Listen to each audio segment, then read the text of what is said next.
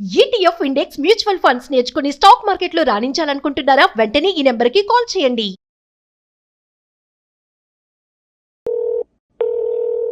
Hello hello, వందన అండి. అవునండి, వందనని మాట్లాడుతున్నాను. నేను సుమన్ టీవీ నుంచి కాల్ చేస్తున్నానండి. మీరు మాకు ఒక మెయిల్ పెట్టారు నాకు. ఎస్ మేడం, అవును, నేనే మెయిల్ చేశాను. ఓకే. వందన గారు, ఈరోజు నాతో పాటు డాక్టర్ కళ్యాణ్ చక్రవర్తి కూడా ఉన్నారండి. ఓకే మీ సమస్యని నేను ఒక బ్రీఫ్గా డాక్టర్ గారితో చెప్పాను. ఓకే దీని గురించి డాక్టర్ గారు మీతో ఒకసారి మాట్లాడతారండి. Fine madam. ఓకేనా? మీరు రెడీగా ఉన్నారా? మాట్లాడొచ్చా? ఎస్ ఎస్ షూర్ మేడం, మాట్లాడచ్చు. వందన, మాట్లాడండి. Good afternoon sir. వందన గారు, గుడ్ ఆఫ్టర్నూన్ అమ్మా. మీ వివరాలు కొన్ని చెప్పండి అమ్మా. నేను ఆల్రెడీ మెయిల్ చేశాను సార్ ఇన్ డీటెయిల్గా, బట్ స్టిల్ మీరు మళ్ళీ అడుగుతున్నారు కాబట్టి నేను మళ్ళీ చెప్తున్నాను మీకు. అవునమ్మా, అవునమ్మా. నా పేరు వందన సార్. అమ్మా. నేను ఒక మ్యారీడ్ అయిన వ్యక్తిని ఇష్టపడ్డాను. అమ్మా. అతనితో నేను చాలా డీప్ లవ్లో ఉన్నాను సార్. అమ్మా. అండ్ మా ఇంట్లో వాళ్ళు, ఫ్రెండ్స్ అందరు దీనికి వ్యతిరేకంగా ఉన్నారు. ఆ, రైట్ నౌ నేను నా సిచ్యువేషన్ లిటరల్లీ నేను చాలా డీప్ ఫ్రస్ట్రేషన్ లో ఉన్నాను సార్. అమ్మా. ఇలాంటి ఎక్స్పర్ట్స్ ని కన్సల్ట్ అవ్వడానికి నాకు ఒక మంచి సొల్యూషన్ దొరుకుతుంది. ఈ సమస్య నుండి నేను బయటికి వచ్చాక I can lead a happy life with my fiancee, with my husband అనేసి అనుకుంటున్నాను. అందుకే మీకు అప్రోచ్ అయ్యాను sir. So I hope I can get a good solution from you. అంటే గుడ్ సొల్యూషన్ అంటే ఏం ఎక్స్పెక్ట్ చేస్తున్నారమ్మా మీరు? అంటే ఇలాంటి అంశాల్లో ఖచ్చితంగా సొల్యూషన్ అన్నది స్ట్రైట్ ఫార్వర్డ్ ఉండదు. ఎందుకంటే సమాజం అంగీకరించినటువంటి సమస్యని బహుశా లీగల్గా కూడా అంగీకారం అనేటటువంటిది ఉండదు అన్నది మీరు చదువుకున్న వ్యక్తి నేను ప్రత్యేకంగా చెప్పక్కర్లేదు. మీ ఒకటమ్మా, మీ బంధం ఎంతకాలం బట్టమ్మా? అంటే ఇతనితో మీ అసోసియేషన్ ఎటువంటి పరిస్థితిలో ఏర్పడింది? ఎంతకాలం బట్టి ఉందమ్మా? Almost been 1 year sir. 1 year. More than 1 year. నాకు ఇదంతా తెలియదు sir. Actually he's a married person, he's blessed with 2 kids అని ఇదంతా నాకు తెలియదు. ఎక్కడో పరిచయం అయ్యారు and I was in deep love with him. And later on తర్వాత నాకు తెలిసింది ఆయనకు మ్యారేజ్ అయ్యిందా, 2 పిల్లలు ఉన్నారు అనేసి. అమ్మా, సో అది నీకు షాక్ అనిపించిందమ్మా తర్వాత? అంటే కంగు తిన్నావా? అనిపించింది, బట్ స్టిల్ అలా అని నేను ఆగిపోను సార్. అంటే నాకు జస్టిస్ కావాలి. కరెక్ట్ అమ్మా. అండ్ నేను ఫర్దర్ గా కూడా నేను సక్సెస్ అవుతాను అనే హోప్ మాత్రం డెఫినెట్ గా నాకుంది. He doesn't have a good rapport in the family sir. అంటే వాళ్ళ వైఫ్ తో కానీ ఆయన ఏదో సమ్ కైండ్ ఆఫ్ ప్రాబ్లమ్స్ ఉన్నాయి అని మాత్రం నాకు ఖచ్చితంగా తెలుసు. ఆయన ఏదో ఒక కైండ్ ఆఫ్ టార్చర్ ఫేస్ చేస్తున్నాడు వాళ్ళ ఫ్యామిలీ నుండి, వాళ్ళ వైఫ్ నుండి అని మాత్రం I have a very clear sir. Right. So అలాంటప్పుడు ఇంట్లో ఫ్యామిలీలో హ్యాపీనెస్ లేనప్పుడు డెఫినెట్ గా ఏ వ్యక్తి అయినా కూడా సార్, టు బి ఫ్రాంక్ ఒకటి చెప్తున్నాను, ఏ వ్యక్తి అయినా కూడా ఇంట్లో హ్యాపీగా లేరు, ఇంకొకరి వైపు చూస్తున్నారు అంటే ఆ హ్యాపీనెస్ ఇంట్లో దొరకట్లేదని కదా సార్, ఆ సంతోషం లేదు అన్నట్టే కదా. అవునమ్మా, కరెక్ట్. సో నేను ప్రేమించడమే కాదు, ఈవెన్ గా he's also the same thing towards me. అంటే ఆయన కూడా నా వైపు 200% అంతే ఇదిగా ప్రేమిస్తున్నారు ఆయన కూడా. This is not the one side love sir. నేను ఒక్కదాన్నే ప్రేమిస్తున్నాను అన్నట్టు కాదు, నేను ఎంతగా ప్రేమిస్తున్నానో అంతకన్నా ఎక్కువగా ఆయన నన్ను ప్రేమిస్తున్నాడు. అవునమ్మా. అతనికి పిల్లలు ఉన్నారన్నావు కదమ్మా? 2 పిల్లలు ఉన్నారమ్మా? ఎస్ ఎగ్జాక్ట్లీ సార్, 2 kids ఉన్నారు అతనికి.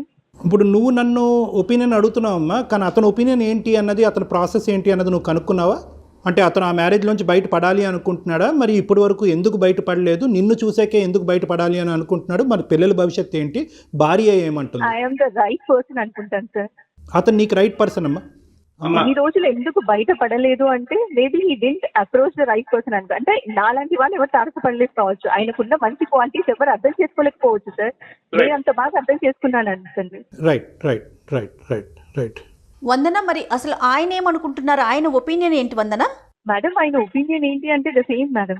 అంటే తనకంటూ ఒక బంధం ఉంది, ఒక 2 పిల్లలు ఉన్నారు, ఒక సంసారం ఉంది కదా, మరి అవన్నీ వదిలేసి మీ వైపుకు రావడానికి ఆయన రెడీగా ఉన్నారా? మీరు ఏదైతే అనుకుంటున్నారో దానికి? అంతే madam, one thing I can give you the clarity. ఆయన వదులుకొని వచ్చేయడానికి అన్నట్టు కాదు, ఆయన always gives first priority to the family madam.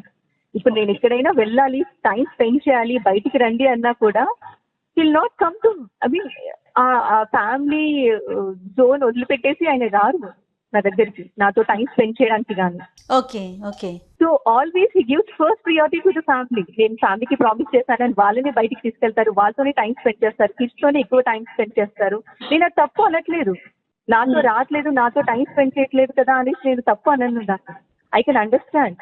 ఆ ఫ్యామిలీకి ఎంత ప్రయారిటీ ఇస్తున్నారు అనేది. వందన సారీ అమ్మా, ఇంటరప్ట్ చేస్తున్నాను. ఇక్కడ నాకు ఏంటంటే ఇప్పుడు వాళ్ళు ఫస్ట్ ప్రయారిటీ, నువ్వు సెకండ్ ప్రయారిటీ అంటే కనుక 2 పడవల్లో అతను ప్రయాణం చేయడానికి రెడీ అవుతున్నాడా? లేదు సార్, అలా అని కాదు. కాదు, ఇప్పుడు ఆ ఫ్యామిలీ కావాలి, వందన కూడా కావాలి, మనసు పంచుకోవటానికి వందన కావాలి, సమాజం దృష్ట్యా ఆ కుటుంబం కావాలి అంటే కనుక సార్ ఆ ఫ్యామిలీ ఉంది కాబట్టి he's giving the first priority to the family sir. Okay తల్లి. ఇప్పుడు ఆ ఫ్యామిలీతో డివోర్స్ అయిపోయాక డెఫినెట్లీ నేనే కదా. ఓకే, అంటే వాళ్ళతో డివోర్స్ తీసుకోవటానికి, ఆ అమ్మాయితో డివోర్స్ తీసుకోవటానికి అతను రెడీగా ఉన్నాడు అంటే the situations are making in such a way sir. Situations అలా ఉన్నాయి కదా ఫ్యామిలీలో. Wife is not supporting, wife is not giving the correct proper గా ఉంటే కనుక ఇంకొకరు వైఫ్ ఎందుకు చూస్తారు అయినా? అసలు లేదు కదా సార్. అలాంటి టార్చర్ అయినా అనుభవిస్తున్నాడు ఫ్యామిలీలో అంటే కనుక డెఫినెట్ గా హీఈస్ నాట్ హ్యాపీ. సో అలాంటప్పుడు అడ్జస్ట్ అయ్యి కాంప్రమైజ్ అయ్యి అలాంటి ఉండే బదులు తనకి డైవర్స్ ఇచ్చేసి నాతో హ్యాపీగా ఉంటాడు కదా తను. ఆయన ప్రేమని ఆమెను పొందలేకపోతుంది సార్. ఆమె దురదృష్టవంతురాలు చెప్పాలంటే, సరిగ్గా రిసీవ్ చేసుకోలేకపోతుంది ఆయన ప్రేమని. అండ్ ఐఎమ్ టూ లక్కీ చెప్పాలంటే. ఆయన అర్థం చేసుకోగలుగుతున్నాను, ఆయన ప్రేమను పొందగలుగుతున్నాను. అంత మంచి క్వాలిటీస్ ఉన్న వ్యక్తిని ఎవరు మాత్రం ఎందుకు వదులుకుంటారు సార్? అది కరెక్టే వందన. అమ్మ చూడమ్మా, బహుశా ఇక్కడ ఒక 3 పాయింట్స్ నేను చెప్తాను తల్లి. 3 పాయింట్స్ ఓపిక విను. నువ్వు చాలా యాజిటేటెడ్గా ఉన్నావు. ఇది బహుశా నువ్వు నీ జీవితంలో కూడా నీకు నచ్చినటువంటి వ్యక్తి ఇంత కాంప్లికేటెడ్ సిచ్యువేషన్లో దొరుకుతాడు అనేది ఇప్పుడు వచ్చి నువ్వు గ్రహించుండవు, ఊహించుండవు.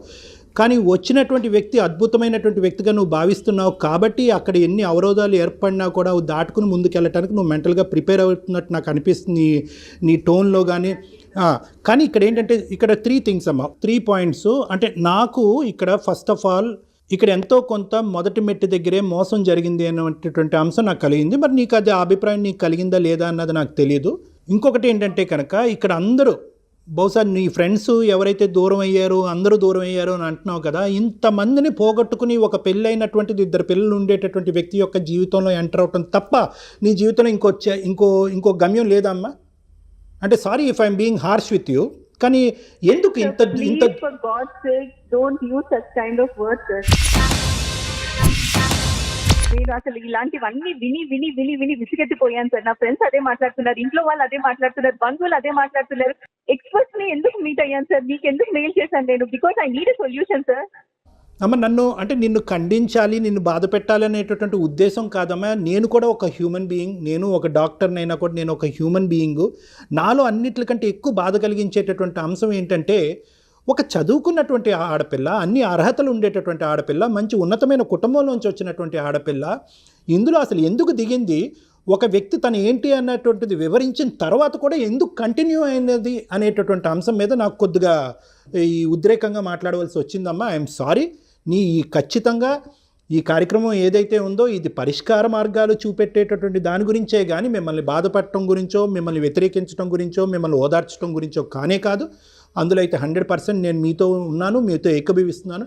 అయితే ఇప్పుడు నేను నిన్ను అడిగేటటువంటి ఒక్క ఫైనల్ క్వశ్చన్ అమ్మ, నువ్వు అతనితోనే ప్రయాణం చేయాలి అని అనుకుంటున్నావు, ఆ ఉద్దేశం నీకు బలంగా ఉంది అని అంటున్నావు కాబట్టి ఒకప్పుడు అతను డైవర్స్ తీసుకోకుండా వాళ్ళ భార్య మ్యూచువల్ కన్సెంట్ డైవర్స్ అనేటటువంటి ఇచ్చే ఆలోచన చచ్చినా నాకు 2 పిల్లలు ఉన్నారు, ఆ పిల్లల భవిష్యత్తు దృష్ట్యా నేను నానా అనుభవాలన్నీ అనుభవించినా కూడా నాకు ఓకే, కానీ నీకైతే మాత్రం డైవర్స్ ఇచ్చి నువ్వు ఎగిరే పావురంలాగా నిన్ను పంపించే ఉద్దేశమే నాకు లేదు అని కళాఖండిగా వాళ్ళ భార్య చెప్తే అప్పుడు మీ ఫియాన్సీ ఆ ఫియాన్సీ అనే పదం వాడచ్చో లేదో నాకు తెలియదు, కానీ నువ్వు పెళ్లి చేసుకోవాలని ఆశించేటటువంటి ఈ వ్యక్తి ఏం చేయాలి అని అనుకుంటున్నాడు అన్నది ఒక్కసారి అతన్ని అడిగావమ్మా? అడిగాను sir. He's ready to give the divorce. Right, ఓకేనమ్మా. వందన, నీ సమస్యకి ఒక అందమైన సొల్యూషన్ కావాలమ్మా? డెఫినెట్గా కావాలి సార్, అందుకే కదా మిమ్మల్ని అప్రోచ్ అయ్యాను. రైట్, కానీ ఒక్కటైతే జాగ్రత్తగా గుర్తుపెట్టుకోమ్మా, నీకు అందంగా కనిపించేటటువంటి ఈ సమస్యకి పరిష్కారం బహుశా అందరికీ అందంగా ఉండదు. ఎంత అందమైనటువంటి సొల్యూషన్ నీకు చెప్పినా కూడా అది అందరికీ అందంగా ఉండదు. బహుశా ఇక్కడ ఎన్నో నువ్వు అది అందమైనటువంటి జీవితాన్ని పరిష్కారం ద్వారా ముందుకెళ్ళాలంటే కనుక ఎన్నో త్యాగాలు కూడా చేయవలసినటువంటి అవసరం ఉంటుంది. ఇప్పటికే నీ స్నేహితులు దూరం అయ్యారు, నీ కుటుంబ సభ్యులు దూరం అయ్యారు, అందరూ దూరం అయ్యారు. ఫైనల్గా అతనికి కూడా అందరూ దూరం కాబోతున్నారు. కాబట్టి మీరిద్దరూ ఏకాకిగా జీవితం ప్రయాణం కొనసాగించేటటువంటి పరిస్థితి కూడా ఏర్పడుతుందన్నది గుర్తుపెట్టుకుని ముందుకు కొనసాగవలసిందమ్మా. అయితే నేను చెప్తానమ్మా, సమస్యకు పరిష్కారాలు చెప్తాను, వినండి. ఇక్కడ లీగాలిటీస్ అనేటటువంటిది జాగ్రత్తగా గుర్తుపెట్టుకోవాలి నాన్న. ఇది ఓన్లీ ఏంటంటే ఒక సామాజిక పరమైనటువంటి అంశమే కాకుండానే ఒక లీగాలిటీలో ఉండేటటువంటి అంశం. అంటే అతను కానీ ముందుకొచ్చి నిన్ను పెళ్లి చేసుకునేటట్టుగా అయితే కనుక ఆ అమ్మాయి మీ ఇద్దరి మీద కేసు వేసేదానికి అవకాశం ఉంటుంది. అప్పుడు నీ సమస్య ఇంకా క్లిష్టమయ్యేటటువంటి పరిస్థితి ఉంది.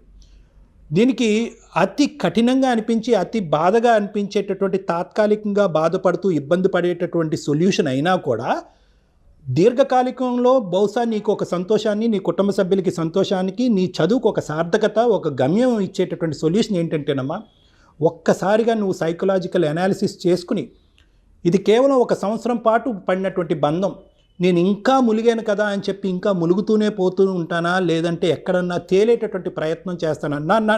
నా డెసిషన్ నీకు నచ్చకపోవచ్చు. అందుగురించి నేను చెప్పాను, ఇది తాత్కాలికంగా కఠినంగా అనిపించేటటువంటి సొల్యూషన్ అయినా కానీ దీర్ఘకాలికంగా నీకు సంతోషాన్ని. Sir please for God sake మీరు అలాంటి మాటలు యూజ్ చేయకండి, అలా చెప్పకండి సార్. అలా మర్చిపోలేను, నేను అలా ఉండలేను సార్. నేను ఎంత డీప్ గా లవ్ చేశానంటే అతన్ని, ఆల్మోస్ట్ నాకు అందరూ ఇదే చెప్తున్నారు సార్. అందరినీ త్యాగం చేసేసుకున్నావు చేసిన దాన్ని, అందరినీ సమాజం గురించి చాలా క్షుణ్ణంగా పరిశీలించిన దాన్ని sir. I have a very good knowledge about the society. Please దయచేసి మీరు అలా మాట్లాడకండి సార్. మర్చిపోయి ఇదంతా చెప్తే కనుక అసలు ఈ మాటలు వినేటప్పుడు నా సిచ్యువేషన్ ఎలా ఉందంటే నేను అసలు అల్లాడిపోతున్నాను సార్ అతని గురించి. ఈ భూమి మీద నేను ఉండను సార్ అసలు. సారీ అమ్మా, నువ్వు అంటే నేను అన్నానమ్మా, నా మాట కఠినంగా వచ్చినా కూడా సమస్య తాత్కాలికంగా కఠినంగా అనిపించినా కూడా okay, will leave that option. Vandana, sorry అమ్మా, sorry. Try to understand my situation, sir. Please. Vandana, I'm sorry అమ్మా. నువ్వు నిజంగా అంత బాధపడతావని తెలిస్తే కనుక నేను అసలు అంటే ఈ కఠినమైనటువంటి ఆప్షన్ ఇచ్చుండేవాడిని కాదు. Option B and option C నేను చెప్తాను, జాగ్రత్తగా వినమ్మా. ఒకప్పుడు డూస్ అండ్ డోంట్స్ కింద పెట్టుకుందాం, ఆప్షన్ బి అండ్ సి కింద పెట్టుకోవద్దు. Dos and don'ts.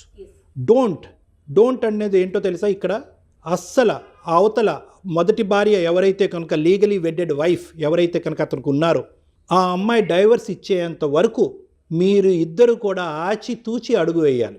అస్సలు వాళ్ళ ఏరియాలోకి ఎంటర్ అవటం కానీ వాళ్ళ జీవితంలోకి ఎంటర్ అవటం కానీ మీరు తొందరపడి తెలివి తక్కువగా పెళ్లి చేసుకోవటం కానీ దయచేసి చేయొద్దు. This is the don't. Do ఏంటో చెప్తున్నా, డూ ఏంటో ఇక్కడ నువ్వు చేయగలిగేది చాలా తక్కువ ఉంది. ఎవరైతే కనుక అతనికి ఆల్రెడీ పెళ్ళి అయింది అనేటటువంటి అంశం దాచిపెట్టి ముందుకొచ్చి నువ్వే నా జీవితం అనుకుంటూ నీ వెంట పడ్డాడో అతను చేయవలసినటువంటి కార్యక్రమం ఈరోజు పెద్దది. నువ్వు ఈరోజు ఏడ్చినా బాధపడినా ఏదైనా కూడా ఈరోజు నువ్వు చెప్పవలసింది ఏంటంటే, నేను కావాలంటున్నావు కదా, నాతోనే జీవితం నువ్వు కోరుకుంటున్నావు కదా, then go and give divorce to your wife.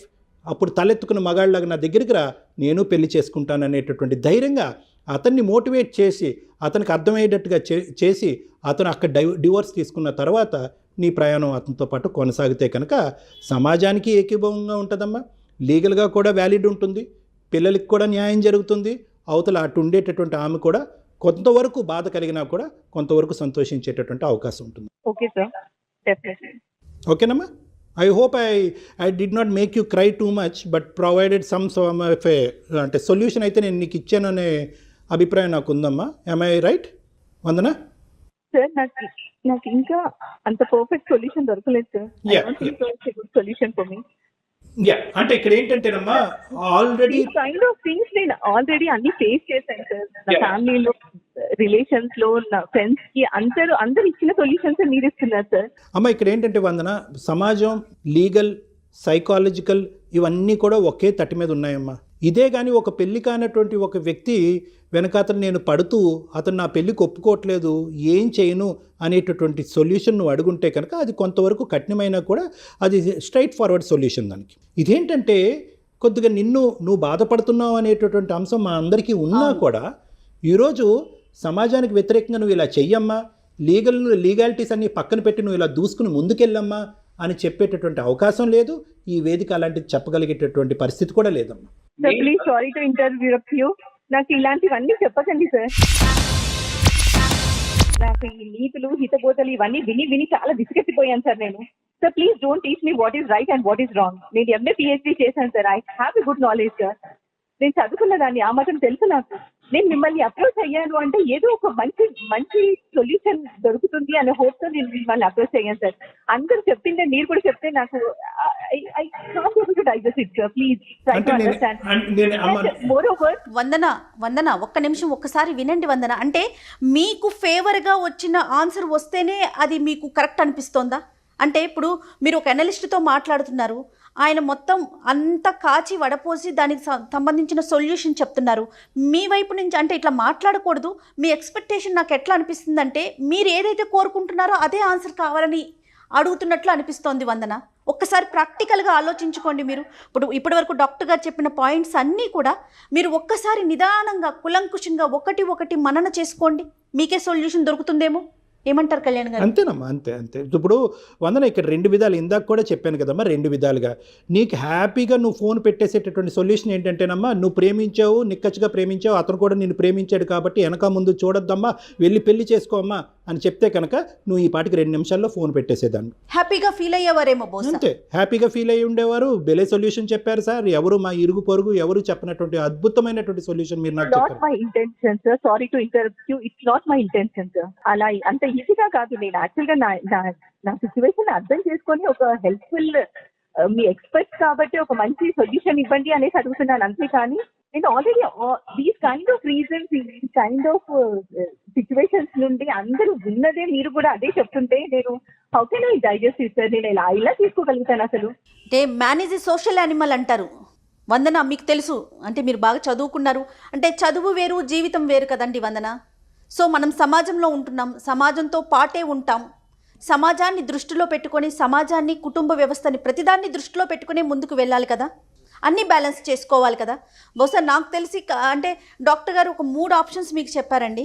మీకు నిజంగా మీ మనసుకి ఏది కరెక్ట్ అనిపిస్తే, అంటే మా వైపు నుంచి అయితే నాకు తెలిసి ఇదే సొల్యూషన్ అండి. సో ఒకసారి మీరు కొంచెం నిదానంగా మీ ఆలోచనల నుంచి బయటికి రండి, ప్రాక్టికల్గా ఆలోచించుకోండి. రేపొద్దున వాట్ ఈజ్ వాట్ ఆలోచన శైలిలో ఫ్లెక్సిబిలిటీ కావాలి, ఫిక్సిటీ కాదు. అంటే నువ్వు ఫిక్స్ అయిపోయావమ్మా, మీరు ఫిక్స్ అయిపోతున్నారు. So what is what, next ఏంటి, రేపొద్దున మీ భవిష్యత్ ఏంటి, ఆ పిల్లల భవిష్యత్ ఏంటి, ఇవన్నీ ఆలోచించుకొని kind of situations madam. I really fed up with this kind of solutions madam.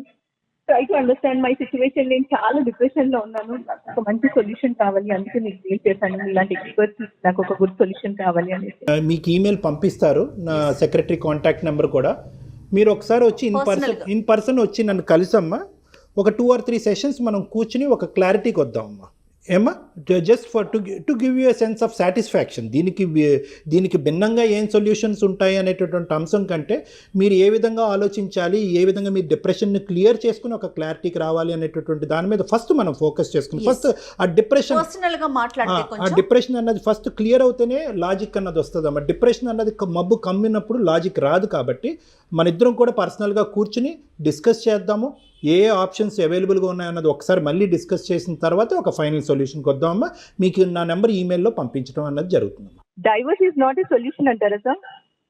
Divorce అమ్మ, అతను డైవర్స్ ఇచ్చినట్టుగా అయితే కనుక హ్యాపీగా, ఆ అమ్మాయి కూడా మొదటి భార్య కూడా డైవర్స్ ఇచ్చినట్టుగా అయితే కనుక అసలు అద్భుతమైన సొల్యూషన్ అమ్మా, అద్భుతమైన సొల్యూషన్. ఆ అమ్మాయి ఎంత రెడీగా ఉంది అనేది. Divorce option sir? Divorce is an option అమ్మా. That is the clear cut option. If she divorces, then if you marry him, then you are the legally wedded wife. So no issues ఎటువైపు నుంచి కూడా. No issues. So we'll go ahead with this option sir. Okay nana, nice talking to you nana, all the best in your life. Thank you sir. Thank you Vandana. Thank you అండి. Thank you madam.